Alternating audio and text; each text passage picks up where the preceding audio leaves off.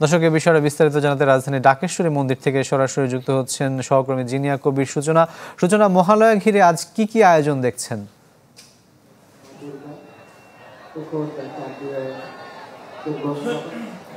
রাকিব, আজ বাঙালি সনাতন ধর্মাবলম্বীদের যে সবচেয়ে বড় ধর্মীয় উৎসব দুর্গাপূজা, সেটি ক্ষণ গণনা শুরু কিন্তু মূলত এই পুণ্যলগ্ন থেকে।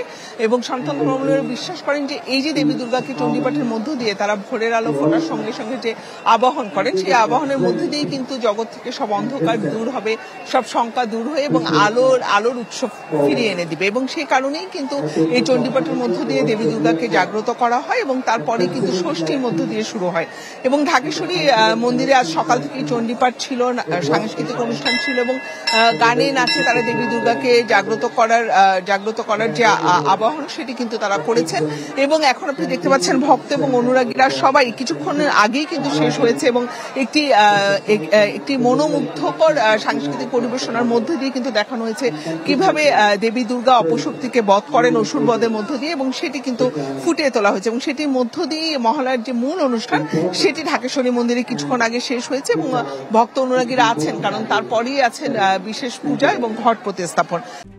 RICL TMX, যুগের পর যুগ স্থাপনা থাকে মজবুত।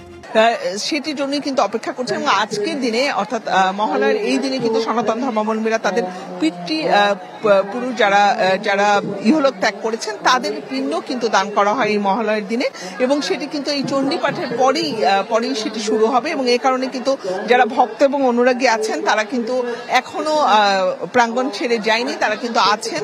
এবং সব মিলিয়ে একটা উৎসবমুখর পরিস্থিতি রয়েছে রাকিব মন্দিরগুলোতে। এবং শুধুমাত্র ঢাকেশ্বরী মন্দির না, চারপাশ থেকেই কিন্তু যে চণ্ডীপাঠ সেটি কিন্তু ভেসে আসছিল চারপাশে আরো যেসব মন্দির রয়েছে সেগুলো থেকে। এবং সাংস্কৃতিক পরিবেশ তো রয়েছে। এবং ষষ্ঠী পূজার অর্থাৎ 28শে সেপ্টেম্বরের আগ পর্যন্ত কিন্তু এই চণ্ডীপাঠ চলবে। ষষ্ঠী পূজার মধ্য দিয়ে যখন পিতৃপক্ষের অবসান হবে এবং দেবীপক্ষের সূচনা শুরু হবে। এই ছিল এখনকার মতো রাকিব। সূচনা, আপনাকে ধন্যবাদ। দর্শক, মহালয়া নানা আয়োজনের কথা জানাতে যুক্ত হয়েছিলেন সহকর্মী জিনিয়া কবির সূচনা।